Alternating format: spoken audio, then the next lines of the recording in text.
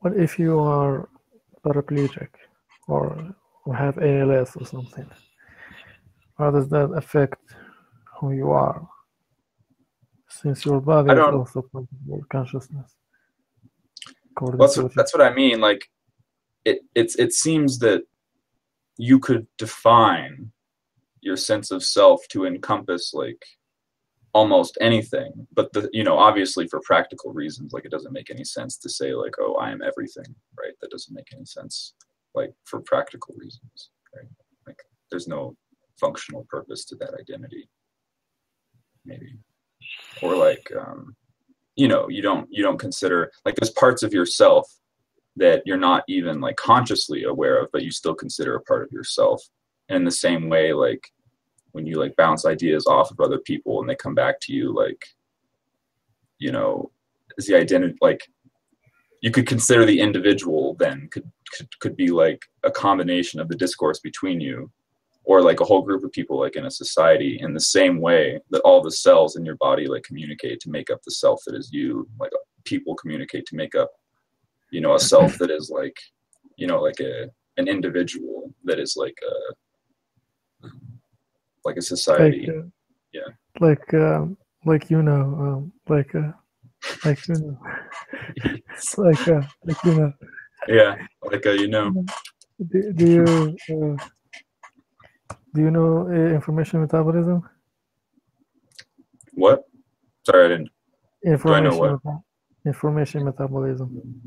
Information metabolism? Yeah. I haven't heard that phrase before. Well, it's socionics is based off of that plus Jung.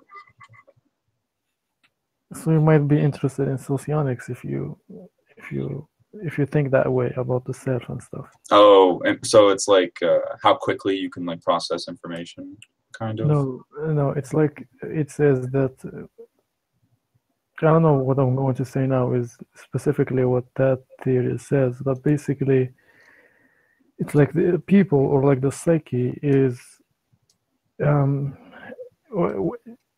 everything is information basically. So for example, when you see an object, you see information that is about that object. When you say something, it's all interactions are just information. Sure.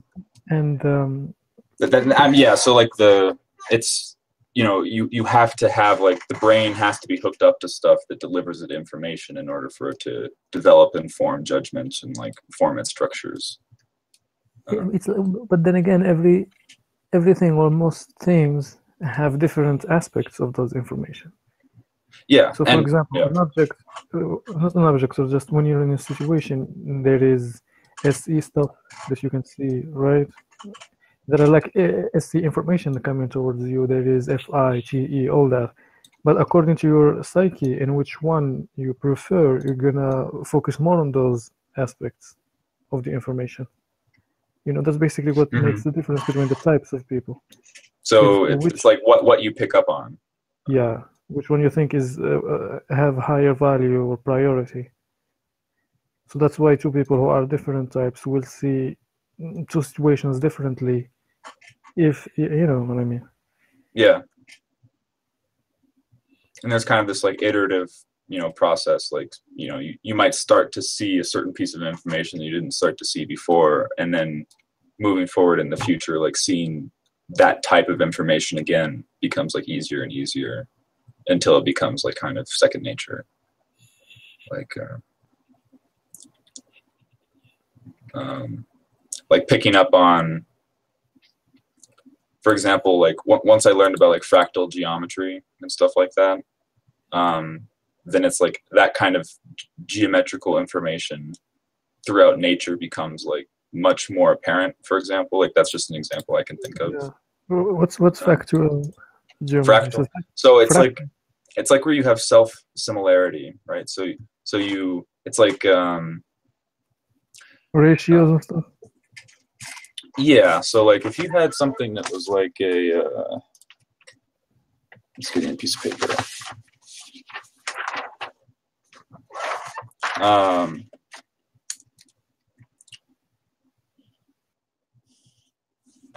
So let's say you have like just like this triangle thing here, and then you Yeah. wanted to iterate this, and so you kind of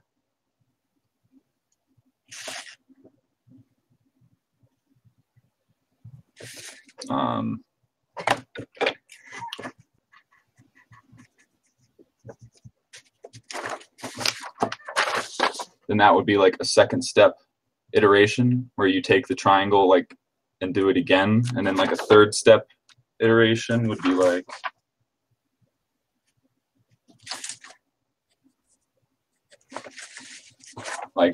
this if I like erase the lines, and then you could you see, and then you could continue that for forever, you know, into infinity, and you could have like you could create like that like structure. And so you see that same kind of geometry, for example, in like a tree, right? So you have like this entire tree that's grown and it has all these like, you know, branches that come out, and, you know, dendrites that come out like this.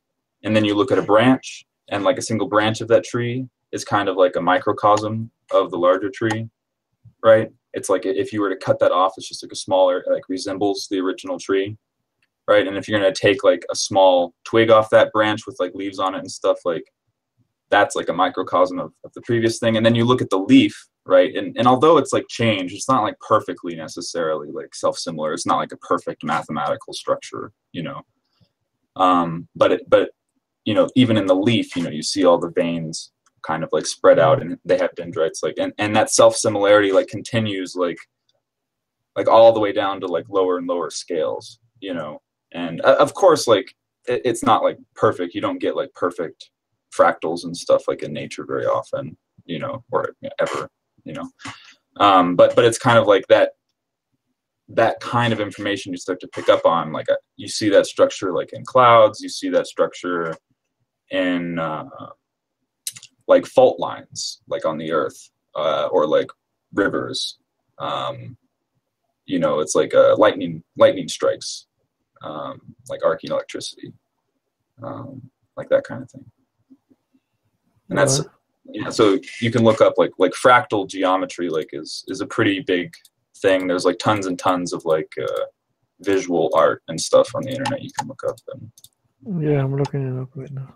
yeah, and so it's like this strange, because it's like this formalized mathematical like concept, like what a fractal is, but it's so remarkably organic looking when you look at some of these fractals, you know, especially the 3D fractals, because those are more in the realm that we're used to dealing with, you know, 3 dimensions. And so you see like some of them can look remarkably organic and, you know, almost lifelike. And that kind of like pattern recognition is like a kind of like, you know, recognition through my senses, like visually, you know. But I don't know how much of that is like really related exactly to what you were talking about, which was like just, you know, picking up on all the information. It's more like you collect all of it, but then your brain kind of decides what structures to make of it. So there's like a couple layers there, I guess, of like analysis that comes like after the information, I guess.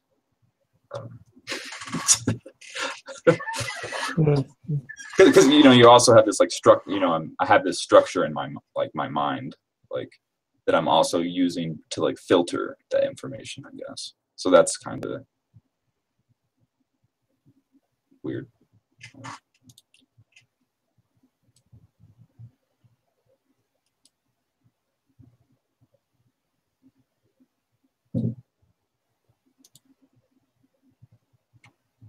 But the most famous fractal is the Mandelbrot set. Mandelbrot. Yeah. It's a 2-dimensional fractal, and the thing that's interesting about that one is that it has like self-similar, like, so this is an example of like this fractal, like if you iterated it, it's like has really regular structure, but the Mandelbrot, it's spelled like Mandelbrot. I'll type it. Yeah, it's like French. Yeah. that it like as you go, like the pattern, it has like similar structures that you can kind of like recognize, but it keeps changing like a little bit. Hey. We're talking about fractals. Cool. Yeah, and like processing information, I guess, like what information different types of people will like pick up on versus others. Mm-hmm. And that kind of thing. He was trying to educate me a little bit about some socionic stuff that I don't know very much about. Yeah, I've been reading socionics, and every time it's like with Jung, it was like everything I was like yes. With socionics, like every little idea that gets presented, I'm like and then I'm like okay maybe, and then the next one I'm like Well, I feel like some of it is just like I'm like reading through it. I think it's like an uncomfortability with like the language. Like there's certain things that we have like they have like special definitions for things. It looks like, but are used to seeing those terms in like another context. So when I see it, it's like this doesn't seem to be appropriate. But you know that's always going to be the way you feel when you look at a new system. You know, so yeah, I'm pretty sure it was invented by an ISTP, which is why it's so much more detailed. Like everything spelled out precisely compared to Jung, who's an INFJ. It was just like, here's the ideas. Yeah, socionics was developed by ENTP. ENTP? Yeah. Ah, fucking ENTPs, man. But most of those would like K or INTP, so it's GI heavy. Mm-hmm. Your hair looks less frizzy today. Yeah, I showered and put on a shirt, a collar. Nice. I'll be back in a second, guys. Okay. And the thing that I was saying that I wanted to talk about today when I came on here is I wanted to talk about like the nature of like the individual, because like most people think it's pretty, you know, straightforward. I feel like they're like, oh, this is me, that's it, right? There's not much more to it. Mm-hmm. But it seems like the boundaries of what like defines, you know, the self is like really shaky to me, because it's, you know, you kind of look at like your frame of reference for what you consider to be an individual. So mm-hmm. you look at like a cell, you know, an individual cell in your body could be considered as an individual. It's a tragedy of language here. I'm using individual twice. But, or, you know, you can consider like all of them interacting together that makes up you as like an individual, or literally like any other combination of things, you know, could be an individual. But you never really get down to like some discrete unit that you can say like, yes, you know, it seems very like arbitrary. And even like, you know, some people think that it's like all in the brain, right? Mm-hmm. But then there's also like the entire feedback relationship between you and your body, you know, and then like when you manipulate objects and stuff like around you, or like work with other people, in a way it's like you're operating as like one individual, you know. Yeah. And that's kind of like, it seems like you can pretty much like blow up or shrink your sense of of the individual to encompass, you know, the entire universe, or like, you know, a single atom, or anything in between, you know, or smaller, or, you know what I mean? Like, but you kind of have to like make like a practical choice in terms of like your own ego. Like, yeah, I mean, you can't like, you know, it's hard to be like, oh, you know, I am everything, you know, like that's how I see it. Yeah, like that is kind of how I've started to see it too. But it's kind of like, obviously, you know, in the same way that you're not conscious about like a lot of the processes that go on in your body and your brain, right? You're only aware, you know, pretty much like consciously aware of the cerebral stuff. That like that same common concept can be extrapolated to like all of society, or like all of the universe, you know. But it doesn't seem like I don't know if it's a particularly useful idea, It's just kind of like for me, that's kind of like it's like an intuitive gut feeling. Like I guess, Yeah. which is it's not very TI at all, right? It's like this. Yeah. Yeah. I find it really useful because it's like, you figure out, you're like, what am I? I am nothing and everything, and then you don't, like, anytime I'll like, Yes, this I'll is be exactly yeah. anytime like- I'll be like, I'm like a cool guy or something, or I'm like a nerd, or I'm into this, I'm an ENTP or something. It's like, well, I'm still, more than anything else, I'm still everything and nothing. So it sort of keeps you from doing false attachments Right. on like different Well, things. That you know, I'll tell you the way I came around that from like a different way of approach for me, like how I kind of came to that realization was that you kind of thought like if you were looking at like a state of the universe in which all things that could possibly happen were like occurring at once, Mhm. like, and it was just like all states of existence just like simultaneously existing, that like that state would be indistinguishable from like nothing happening at all, because it would kind of just like all neutralize. If it's impersonal.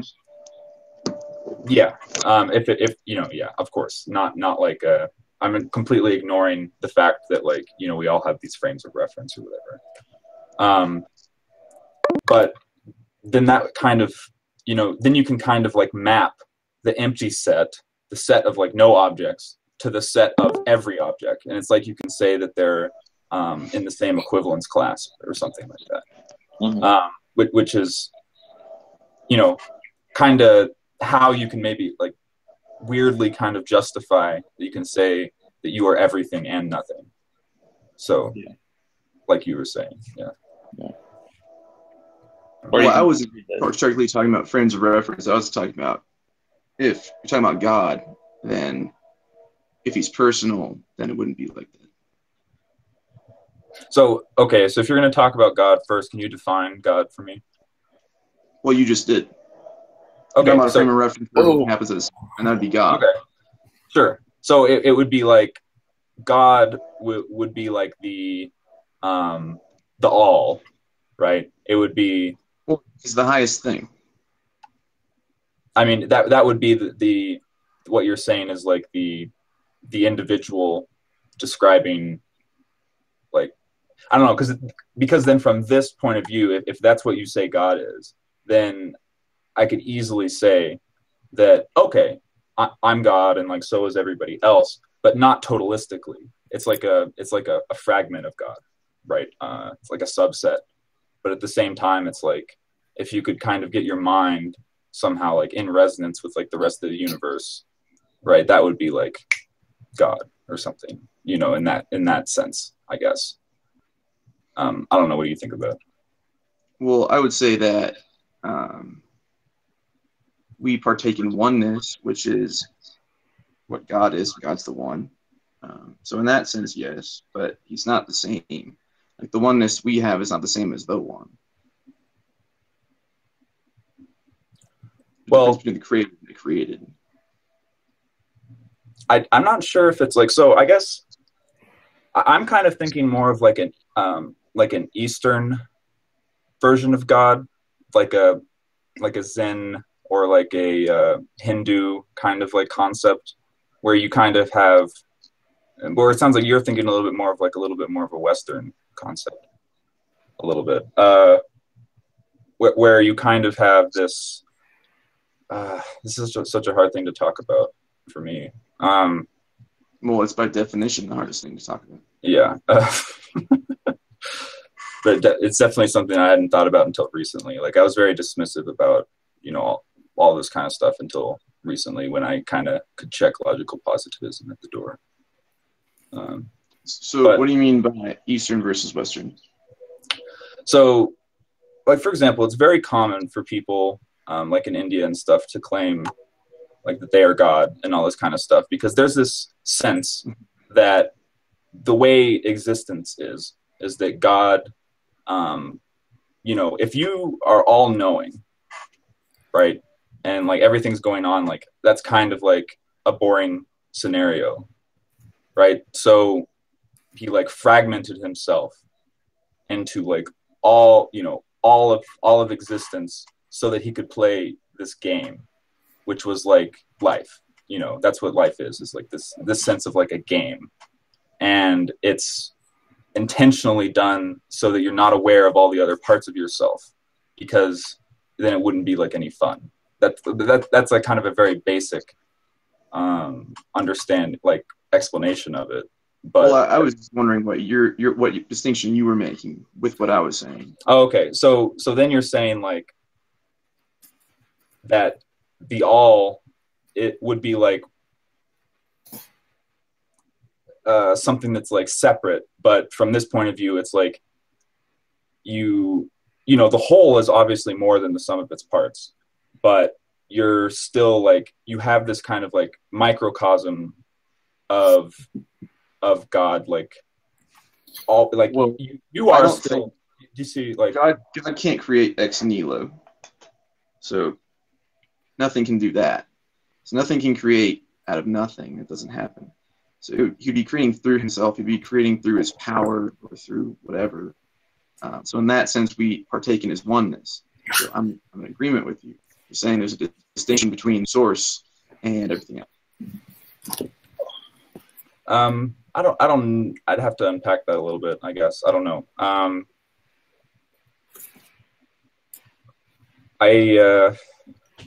trying to figure out what it is about what you said that's bothering me, and I can't put my finger on it. So I need to think about it a little bit. I guess it's kind of like, I think the only conscious act as like that you could say in this case, like from this perspective, that like, God did would be, just the choice to fragment, and from this point of view. Ooh. And then everything else was just like a natural consequence of the game of life. If he's impersonal, why would he choose to do that? Like, why would there be choices? Well, because I mean, that's like the first and only choice. Well, why would there be that choice to begin with? Well, I mean, I'm assuming a beginning. I'm assuming that red shirt guy, you're in the NTP. Yeah. Yeah. You got that. That's good. Because in the TI, the INTP TI world, like there has to be a decision. There has to be some like starting point, some TI thing, because that's what operates the whole world. Whereas we're just like, what do you mean? Like something had to start existing? Like it's just always been. So, yeah. Mm-hmm. But I could entertain that. What's that? I could entertain the idea that like, the problem is I have to interpret things like from my point of reference, like through the arrow of time, and so you like kind of like conceptually you want to have like a starting point in order to like make sense of this, but I'd be willing to entertain the idea that like, that it's kind of this like endless thing, but in a more like metaphorical sense, there was still this kind of like initial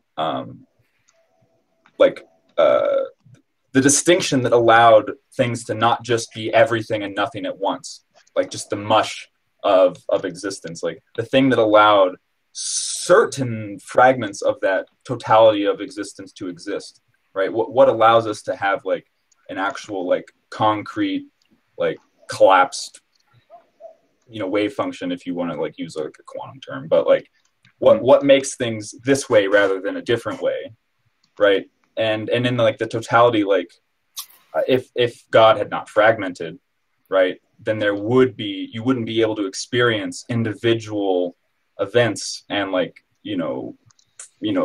slice by slice through time. Instead, it would just be everything and nothing at once, and completely devoid of meaning or interest. Mm-hmm. And so like that initial whatever it is that allows us to experience a specific instant or moment in time, like the now, that something like allows that. Well, yeah. I mean, so in a sense, I understand how that would work if that was the case. I just don't understand how you're getting there. It's a lo- I used From so far, it's very interesting. I developed an eye and I used that. Uh-huh. Okay. And yeah, a lot of it comes from, I guess I've been influenced by Alan Watts a little bit. He's kind of like a Zen guy. But yeah, and you know, some Hermetic philosophy and stuff like that. But it's still something I'm trying to process because I'm not like 100% like, you know, confident about any of this. It's just kind of like a lot of it is kind of this like gut feeling and intuition based upon like my own observation of like the unfolding of events in the universe and like how things seem to go. And it's like a lot of information that I can't communicate through objects, you know, very well. It's like, how about through poetry? Maybe. I alone seem to have lost everything. My mind is that of a stupid man. I am a state of chaos. Anyone? Huh. It's a great book.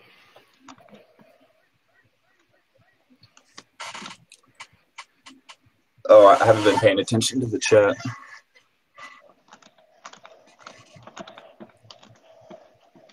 But you know, I would agree with you that the universe is eternal. At least, you know, you're talking about a being that's outside time making a decision. Right. off the start, it's, you know, problematic. Well, that's kind of like to talk about any of this, we have to have a supposition. You know, you can't just from the void like prove something. You have to make like a basic assumption. And so it's like that's kind of the one that I've been playing with, but like there could be others that would be just as, you know, useful or I don't know, descriptive.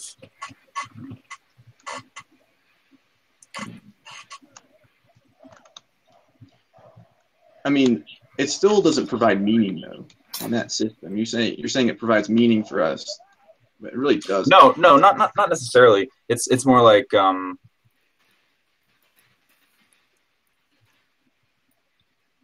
you know, it's then there's no like I don't think there's that any of that has anything to do with any sense of like meaning. It's like that's exactly what would be being sought for in the first place, I guess.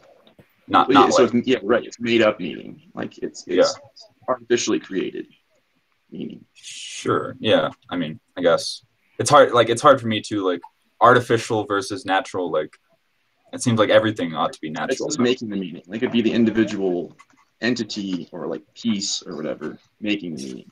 Sure. Okay. And it's like, and this is about like the plurality of truths, right? So each of these little fragments, what you might consider an individual, right? Whether it's a cell or an atom or a person or a society or a galaxy or whatever, has their own sort of like frame of reference and their own its own reality from that point of view. And there's a plurality of realities that if you know, I'm kind of thinking like if you summed them all up, you might have something that looks a little bit more like what people consider to be God. Maybe, like not quite. You know, it's a little bit more than the sum of its parts, obviously. Right. So, I mean, in that case, like it doesn't leave room for truth at all, like real truth.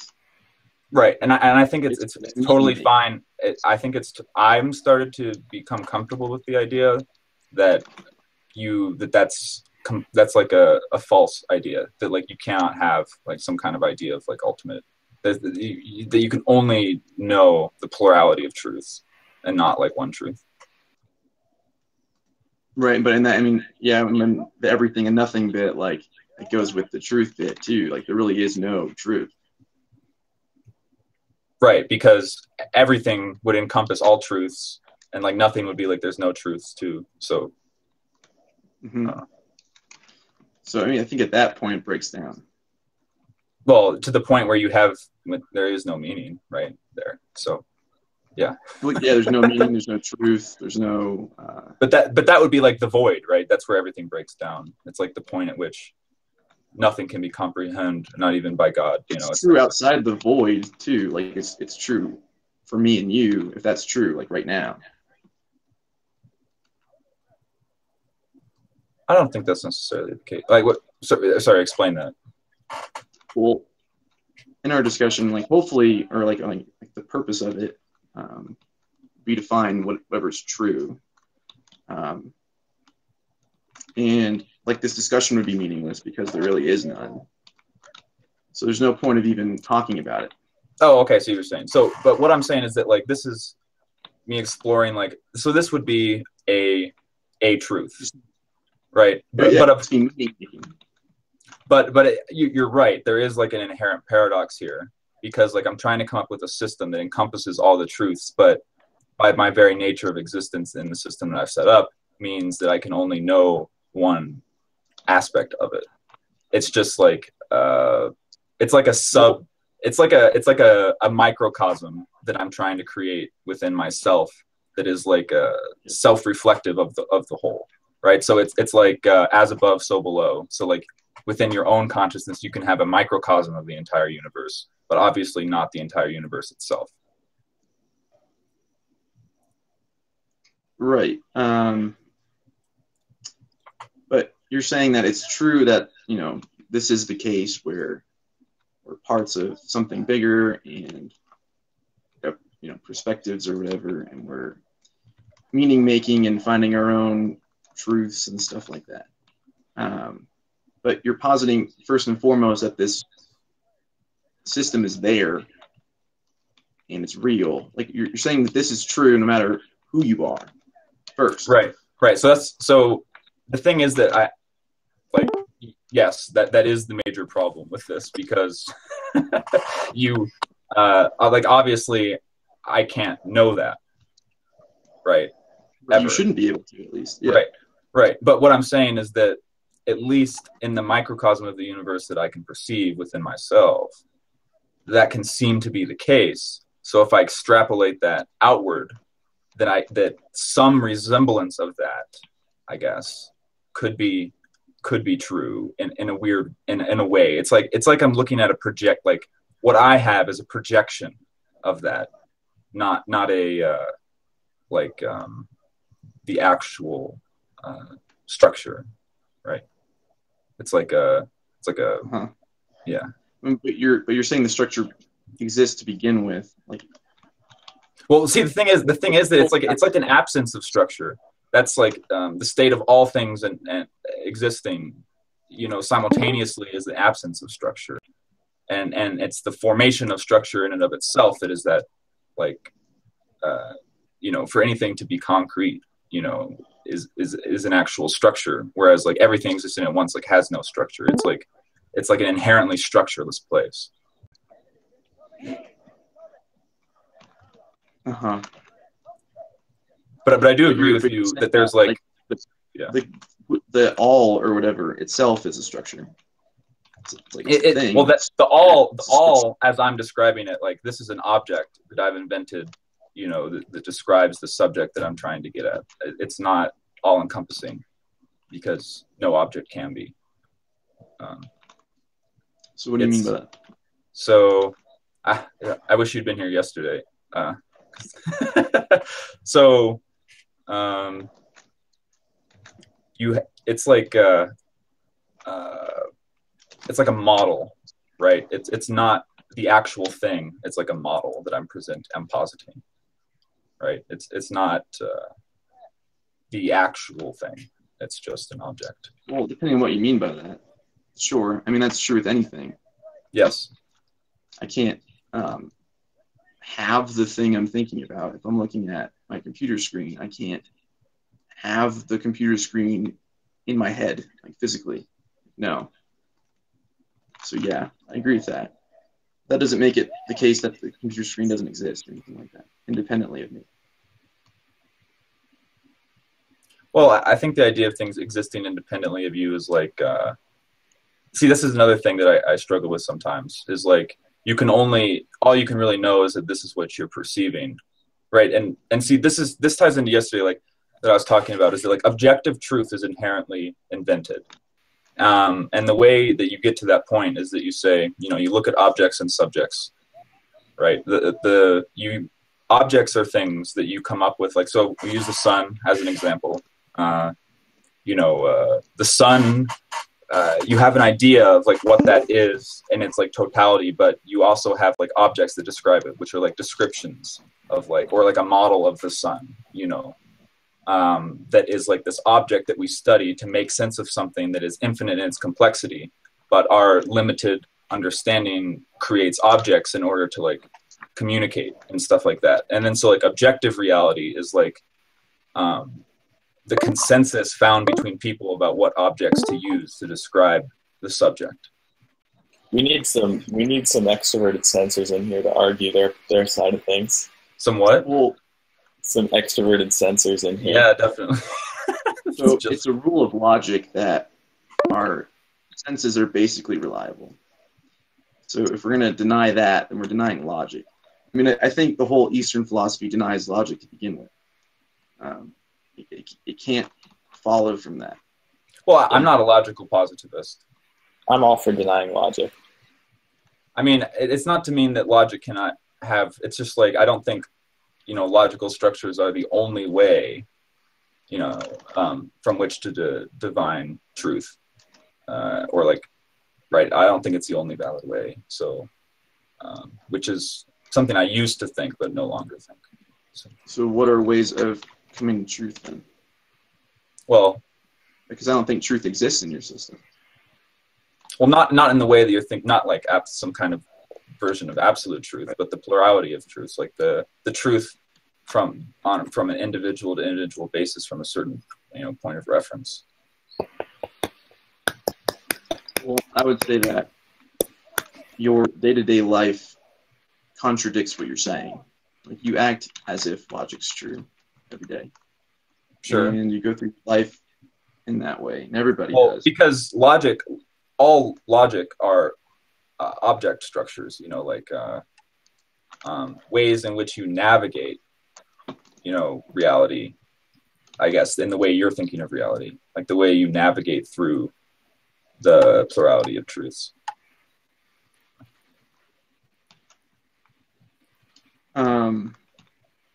Yeah, so it's like the limitation. The burden of proof's on you if you're going to deny it. The burden of proof's on the person that denies it. If I'm looking at my computer screen and you're going to say, "Well, that computer doesn't exist," well, then that's up to you to argue for that. No, I'd say it exists. It exists for me, right? It exists. I would argue it exists. But in order to argue that it exists, you have to use logic. Not necessarily. I'm not necessarily I'm not trying to build upon, any other philosophers necessarily, for this idea, precisely. I'm not trying to assert that like anything else, I guess. I don't know. It seems like you're assuming that perhaps I'm incorporating another some Western thought or something. I don't know. Well, I would say your life would assume or would say that things like that are true. And there is true truth, and their logic exists independently of you and what you. I don't think logic exists independently of people. I don't think it does. But you act as if it does. You're but society, it does, and I think it's a fundamental misunderstanding. And just because we act as if it does doesn't mean that it is, right? Yeah, but then that's up to you to argue that, because as soon as a baby's born, he's going to be perceiving things and see them as true and as there. Sure. When he goes for milk, he's going to see the boob there, and he's going to say, well, that boob exists, and so does the milk. And that's just something that you inherently believe from the start. So if you're going to say that that's not true, it's up to you to defend that. And you can't defend that. I'm not saying that it doesn't exist. I'm saying that it doesn't exist in this sense of totality, right? Because someone else might have a different perception of that.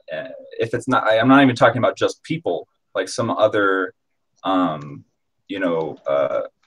individual, which could be anything. right, will definitely interpret reality differently, you know. So I mean, we do, but at the same time, there's things that we interpret the same. Like we can point at the sun and say, "Well, that's the sun." yeah, And but we most people agree. would agree with that. And if they So don't that- agree with that, they're probably insane. Their minds so probably this is messed what I'm up. saying, is that people have observed, you know, these things, and they have like, they all have these ideas about what it is as like objects, and they got together and like through consensus, you know, it's like we're gonna all agree that this is like the word to use to describe this thing. That's the And then way there's it like, happened. That's not the way it happened. well, that's exactly how it happens through like discourse. I'm not saying that they consciously It's meet together and and say, like, plan this it. is the thing. I'm just, I mean, animals perceive that, right? Like hyenas jump on the antelope, you know, and attack it. Like, they all Sure. perceive the antelope and they see it as food. They're all in agreement. There's no discourse. They didn't go through some sort of agreement pact or whatever to say that this is an antelope and this is food. They didn't do that. right. But I'm saying that those, like, you can't say that, like, so animals don't, I don't think that they've really, like, I mean, obviously I can't put myself in the consciousness, a frame of reference of like, you know, an animal like you're saying, but they're not, it's like, yes, you have this, you can act in certain ways and not have any understanding of anything. You know, you can act automatically too. Like I you know, people act automatically on things too. And like, there's instinct and other things as well. Like, it's not necessarily, so when you say like, if everyone agrees that that's the sun, but if you like went, so if you went to like another society, right, and you all understand the sun, right, but you might have slightly different ways of understanding its existence and like what it is, you know, but it's just, you can have multiple different truths about the sun, and people disagree. Like, you also, like, scientific models about the sun, you know, they can have many different models, and they're not necessarily like, you know, fully describing what the sun is. It's like, you know, that doesn't mean they're all right. Well, I'm saying that, like, you can never actually describe or, you know, communicate to anyone else the actual thing. You can only deal in the realm of objects, which is invented by us. Yeah, that doesn't mean I'm not getting at something true that's there. If I say the sun is hot, well, I'm getting at something, and it's true. Right. I'm not getting It's one of the plurality of truths.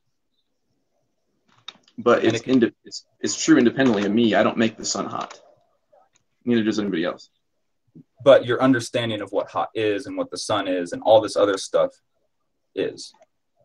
Okay, so I won't use hot. I'll use, you know, whatever temperature it is. I don't know, but that's what I'm saying. Like, no matter what it is, it's going to still have that character. Or it's this big. Dimensions. Right. And you had to, you know, kind of come to a consensus about your like measurement scale and like everything else, and like determine like where the boundary is, right? Where do you arbitrarily decide the boundary of where the sun ends, right? Because it's ejecting plasma like into deep space. Like, how do you determine the boundary? You have to like come up with like a model and say, we're going to, you know, truncate what we consider the sun here. But really, like, all of existence is so intertwined. Like, there are no individual discrete objects. Everything is organically fused and intertwined. You can't actually like separate things, but we have to in order to make sense of them. And those are objects, you know, these little discrete bits. We have to, right? Yeah. And that just gives reason to the point that there are different things. Like, the sun's different than me, obviously. But not. That's like, you know, obviously my right hand is different from my left, right? But I could say that they're both a part of me, right? Sure. So in the same way, right, you could say that the sun and me and like, you know, my body and my brain and like everybody else and everything is all one individual too. I guess that's all I'm saying. And I mean, I would agree with you that they're all partaking in being or whatever, or they're partaking in oneness, partaking in existence, partaking in being connected to one another. Like, just because there's a relationship between two things doesn't mean they're the same thing. Right, but you could like, what you might as well. It's like arbitrary is kind of what I'm trying to get at. I'm not, you know what I mean? Like, it's the distinctions between different individuals and objects and all this kind of stuff that we cerebrally like impose are just that, like, imposed.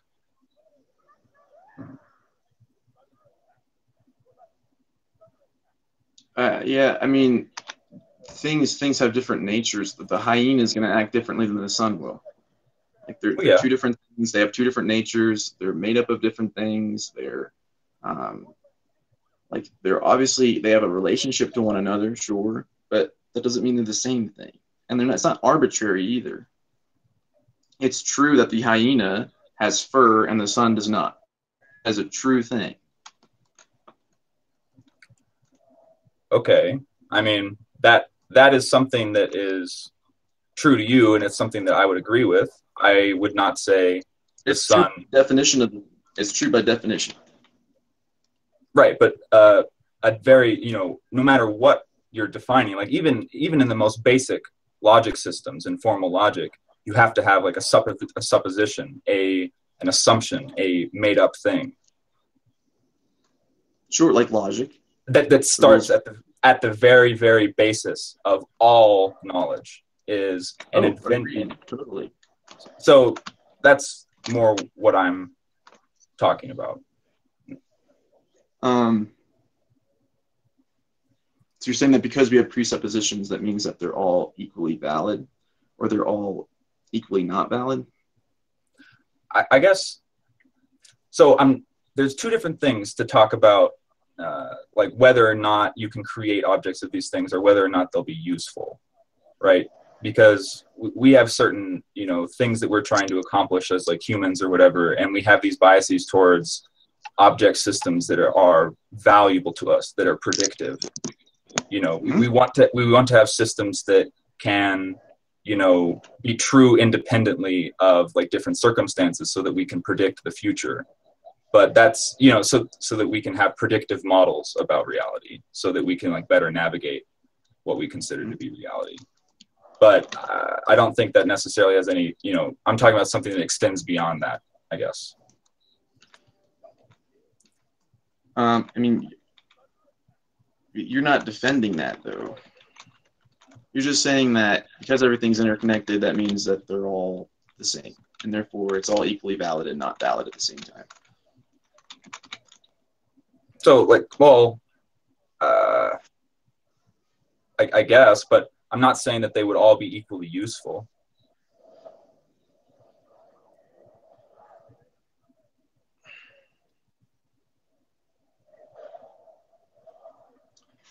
Well, okay. I mean, if it's useful, it's finding truth. So, I mean, if that's what you consider useful to be, if we're defining useful as able to find true things, then yeah, sure. No, and the more useful things then are the real things. No, I would say what's useful is being able to better, navigate and play the game of life for us, right? As, Yeah, and you operate under those principles, which gives proof that those things are real and true. That I can use them outside of myself and use them externally, and they apply. There's a connection between my mind and you can't ever separate your mind from the rest of the world, right? You are always an active participant. Sure, yeah, but that doesn't mean that I can't find truth. Law of identity, A equals A. I am me. We are talking about the very nature of identity here, in a way. My mind is in concordance with what is real. That's true. Right. And I'm saying that that's consistent with what I'm saying, because like I know things like to be true or whatever, but there are a plurality of truths that exist. But you know, you can only know your own. Well, I didn't come up with the law of identity. That's not my own. Sure, but it is what it's like all perceived within your own frame of reference, right? How could you possibly know that anything else exists other than that? Like you can't really like Right. Yeah, that's my point.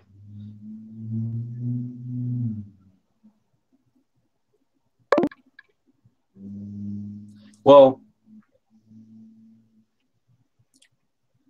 I see what you're saying, that like but you have to like it seems demonstrably true that other people have different truths than you, and you can choose to acknowledge them or not, but you can't actually know the totality of their truth. You can kind of get an idea from the objects that they relay to you, you know.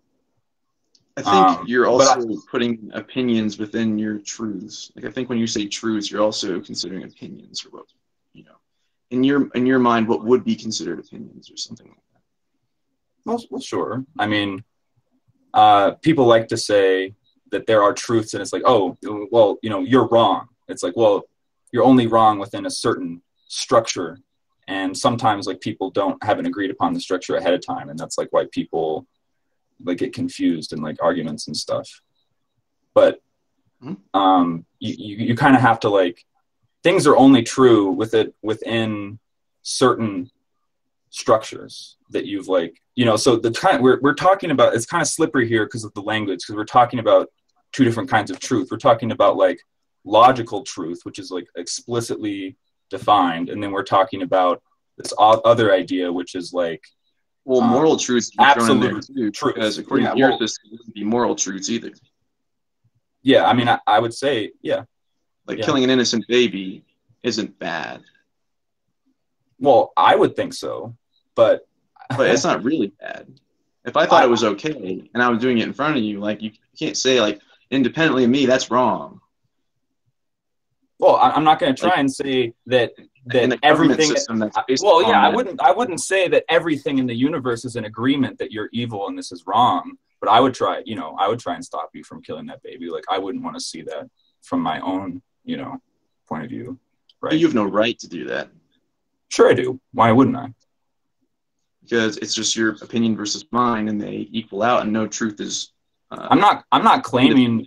I'm not saying that I can claim like absolute authority, but I can try and, you know, I can try anyway, right? There's nothing to stop me, right? No, there's nothing stopping me from raping innocent babies either. Right, but I could try and stop them. But what does stop you is your own, you know, moral truth, right? No, I mean, I would say it's real moral truth. Like, even in your escapade to find what is true, even for yourself, you're going to assert that I should rather find truth rather than a lie, because truths are better than lies. And at that point, you're already operating under an objective, independent of yourself, moral framework. But the very nature of what I'm saying is that objectivity cannot be independent of yourself. It's impossible because objects are inherent. You operate under that system. And I'm saying that that's what you're arguing and how you live are different things. What's that, Neptune? Like you're saying that you keep saying that he lives every day, like according to his senses and all that. But like what you're arguing and how you live are different things. What do you mean by that?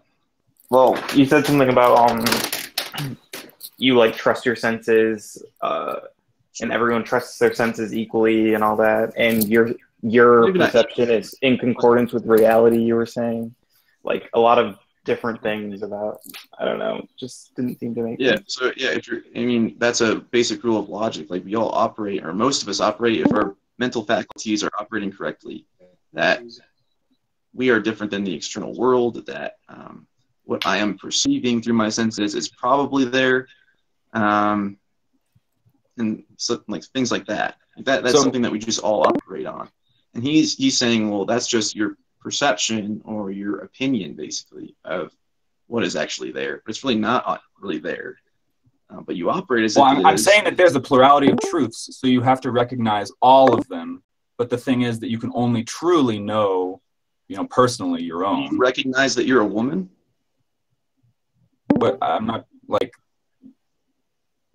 what? Do you recognize it? I'm not sure what you mean by that. Do you recognize you're a woman? Isn't that one of the plurality of truths? Well, someone else might have that truth or whatever, but that's not my truth, right? So, but if everything's interconnected and we're all the same, then you're the same as a woman, right? Well, I not only that, but like everything that exists, right? You could claim that I am everything and nothing, right? Which is where we started this conversation, right? Mhm. But obviously on a date, but I'm not able to be consciously aware of all of the rest of that. And from a practical point of view, right, I don't identify as a woman or anything like that personally. You right? don't identify as the universe either. You don't identify as the all. You identify as yourself, independent of everything else. That's what you identify as. You're right. And I'm saying that I've started to think that might be, it's like a much more slippery concept when you try and break it down. Right. And of course, day-to-day basis, like I have this sense of like ego and like a boundary. And I have this idea of like a boundary between me and other people. But I'm exploring the idea that might be more of an illusion than people realize. And I'm trying to see if I can break it down. So it's also like a little bit of an experiment. Sure. And I would encourage you to keep on seeing if that's the case. But I would just say that, I mean, you're operating in and arguing for something that's outside of logic. So you're not gonna use logic to argue for this point. So I'm not there's really nothing to argue about. So we're operating under two different frameworks and two different systems, and it's just right. I'm not necessarily using a logical framework, and that's what I'm saying. Like I've started to become not a logical positivist because I've recognized other forms of knowledge, I guess. But I'm having a hard time articulating them in terms of objects that you can understand because it's still a relatively new concept for me, and especially as an INTP, right? That's like kind of a I've been so TI heavy, right? And now I'm kind of, this is like very NI stuff, right? Right. I mean, that's where INTPs end up going if they become like nihilistic in some way and they just doubt everything. Sure, but I wouldn't say that I'm nihilistic in that sense, but like I see an element of that for sure. Were you at some point in your life? Oh yeah, definitely. Yeah, probably before you got to this point. I mean, you get to nihilism and then you're like, well, this doesn't work. I mean, Heidegger talks about it. If you haven't read Heidegger, then you should go read some Heidegger, and he talks about it. There's different stages of humanity that they go through, and pretty much, I mean, a lot of existentialists talk about that. Simone de Beauvoir talks about it in like a novel. There's the nihilistic man, and I don't know. There's like 7 or 8 kinds of people. There's like the static man and like the like one that she like talks about being a conquistador, like I don't know the names of them, but like you should like read about them. And basically people go through those stages. And it's interesting. Yeah, but I don't know. I've kind of tried to like I'm trying to make sense of how you're good at breaking down things, and because of that, you've resorted to a system where it can't be broken down. Well, of course, I'm ultimately looking for something like that, but at the same time, why that may be true, like it doesn't mean that because I'm pursuing it for those, reasons, doesn't mean that I can't discover a useful truth from that, right? Or a meaningful, maybe not useful, a meaningful truth. In this case, not useful. Yeah. And then that's where Eastern philosophy and existentialism and postmodernism like connect with one another at that level. Like the individual, self meaning making. Your truth is true and my truth is true, and they're equally true at the same time, the same place, kind of thing. Right, Anyway, but that I wouldn't gotta seem like it. go. Yeah, okay. But Yeah, maybe we interesting. should talk later. I definitely want to be confronted